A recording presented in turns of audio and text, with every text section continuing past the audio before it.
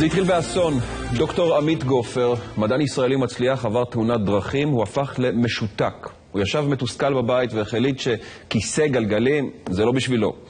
אז הוא המציא מכשיר שגורם לנכים עם רגליים משותקות לחלוטין לקום ולהתחיל ללכת. והיום, בין הרצים במרתון תל אביב, היה נכה שהשתמש במכשיר הפלאים שפיתח. הכתבה של דני דויטש.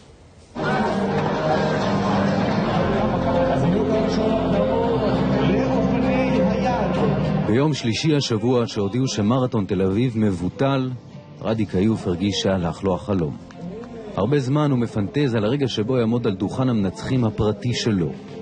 בסוף הוחלט שהמקצה ל10 קילומטרים יתקיים כמתוכנן. הבוקר הוא היה הראשון להתייצב בנקודת הזינוק.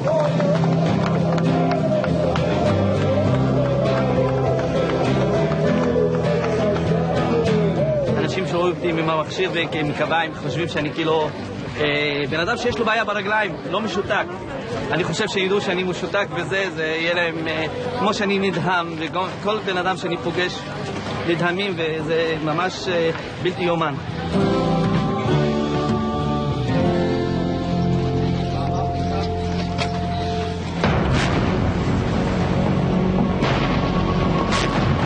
ב-1988 מבצע חוק וסדר. כוחות גדולים של צה"ל פושטים על כפר מיידון, מעוז החיזבאללה. רדי, לוחם ותיק בגדוד 202, רק כמה חודשים לפני שחרור, נורא מטווח קצר. חשבתי באותו רגע שזהו. כאילו שנפגעתי, זה דבר ראשון שעלה לברור שאני נפגעתי, ונפגעתי ממש במרכז הגוף, וזה אומר שזהו. כאילו, פה אני מסיים את החיים שלי. רדי חולץ במסוק תחת אש כבדה לבית החולים רמב"ם בחיפה, תלוי בין חיים למוות. רק אחרי 19 יום הוא התעורר משותק לחיים חדשים. אתה אומר, תופס את עצמך ואומר, אם אני לוקח את עצמי בידיים, אז הכל זה כבר אין. אני יוצא מהחממה של הבית ואני חייב להתמודד עם החיים היומיומיים שלי. וככה אני עשיתי. פעמיים הוא נשבר, ואחרי 2 ניסיונות התאבדות הוא מחליט להשתקם, פיזית ונפשית. עם הזמן הוא מתחתן, הוא מביא לעולם 4 ילדים, הגדולה היום כבר בת 15.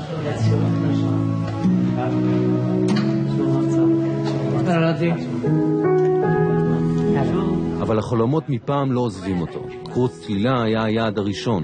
אחר כך הגיע האתגר לגלוש על השלג יחד עם יחידת האלפיניסטים. יש לי חבר שהוא גם נכה צה"ל, שהוא עיוור, והיינו בטיפולים בים המלח, והוא היה דוחף אותי ואני מכוון אותו, כאילו בספה. אז ישבנו באחד הישיבות שלנו ואנחנו מדברים, אז הוא אומר לי כאילו שהוא נפצע, הוא אמר רק לא להיות משותק. ואני פתאום אני מחזיר לו, אמרתי אני גם לא להיות, כאילו לא לראות, בשבילי זה הנכות הכי קשה. אז פתאום הגענו למצב שכל אחד מתרגל לנכות שהוא נמצא בה. לכל משותק יש את הרגע שבו מגיעה ההבנה, שאין ברירה אלא לבלות את שארית החיים על כיסא גלגלים. כך חלפו להן 19 שנה עד אותו היום שרדי פוגש במרכז השיקום נכה אחר. זה שישנה לו את החיים. העניין הזה של אם משהו חסר, אז במקום בוא נאמר להיעלל ולהביע מחאה, אז צריך לקום ולעשות. לדוקטור עמית גופר היה הכל בחיים. מדען מבריק ומצליח שכבר פיתח כמה המצאות חשובות ועשה אקזיט של מיליונים. אי אפשר להגיד עליו שהוא חובב ספורט מוטורי, ובכל זאת ילדיו לקחו אותו לטיול טרקטרונים. זה נגמר בהתנגשות בעץ ופציעה קשה, שממנה הוא כבר 16 שנה משותק מהחזה ומטה. המחשבה הגיעה די מהר, אחרי שהתאוששתי. הגעתי הביתה, הייתי במצב של, נאמר, ירידה רצינית ב-IQ וטמטום כזה, ערפל. אז הפסקתי את כל התרופות שלי, כולן. ואז התחילה התאוששות שכלית. ואז אני חשבתי שלא ייתכן שכיסא גלגלים זה הדבר היחיד. 3 שנים שהמחשבה הזו רודפת אותו יום יום, עד שהוא מצליח לגרום לאנשים נכים וכיסא גלגלים לעמוד על הרגליים ולצעוד. נכון?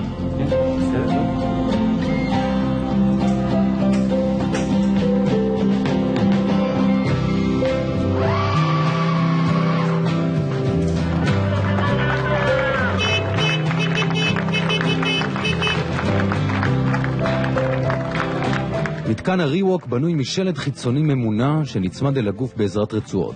בתיק שהוא נושא על הגב מצויים בטריה ומחשב קטן שלומד את תנועות הגוף ומניע את המכשיר בהתאם. שיטת הליכה היא כזאת שאתה שולח קביים קדימה, ואז באופן טבעי כששולחים קביים קדימה כל המבנה, האדם פלוס המכשיר, נוטים קדימה. זה חייב להיכנס, להיות כטבע שני. חוק הגורל הוא שמי שהמציא את המכשיר המופלא הזה לא יכול להשתמש בו, בגלל שיתוק בגפיים העליונות שלא מאפשר לו את השימוש בקביים. כשאני רואה את רדי הולך, ואנשים אחרים שהולכים עם המתקן, אני מבין שזה בגללי, בעקבות הפציעה שלי, וזה נותן לי פיצוי אדיר על המצב שלי, בוא נאמר ככה.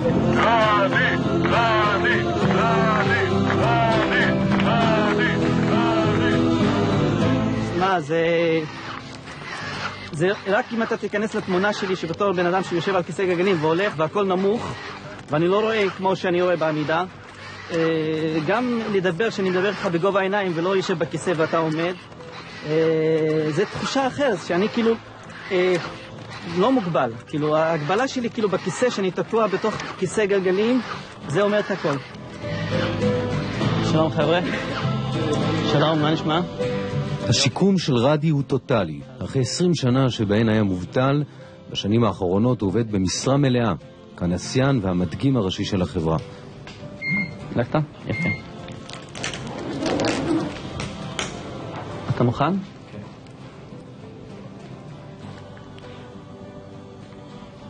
מאשר, עמידה.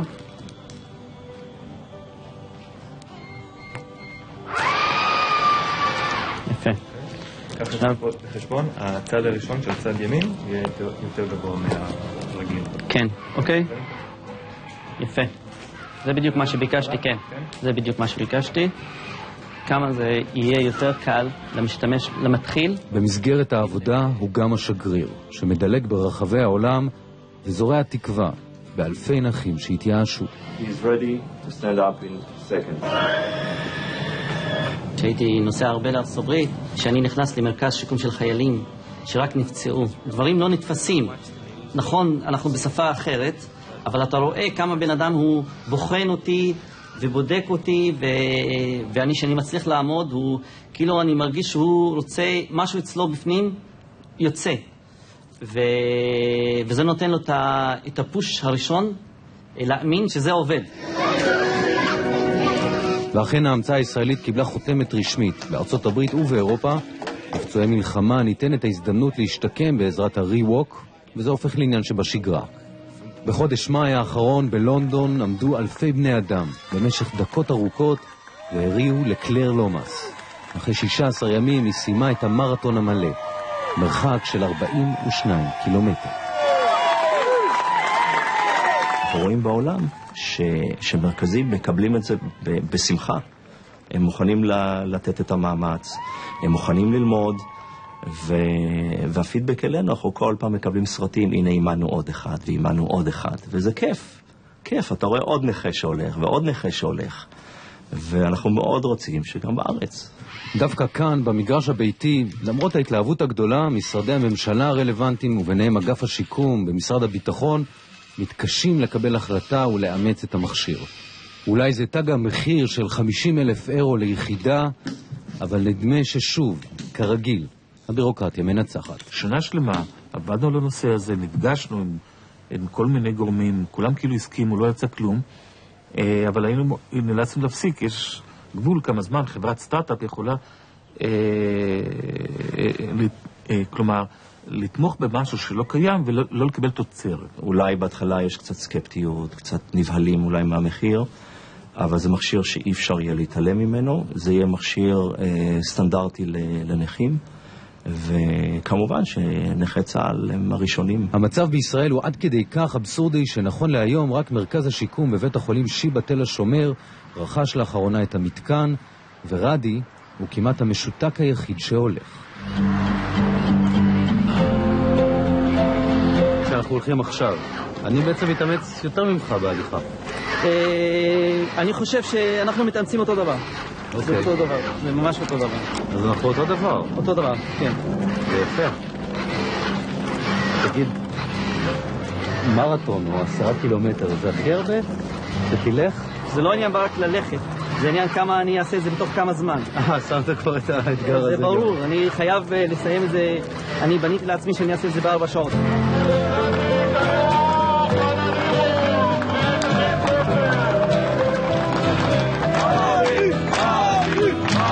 ב10 בבוקר, 4 שעות בדיוק אחרי ההזנקה, ו25 שנים אחרי שנפצע בכפר מיידון בלבנון, רדי חצה את קו הסיום.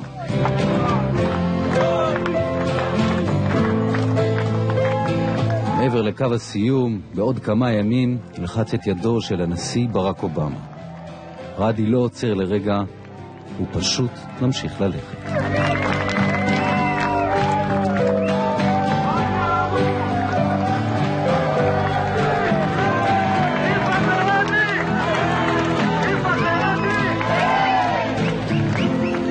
אופטימיות גם בתחזית מזג האוויר. אילנית אדלר.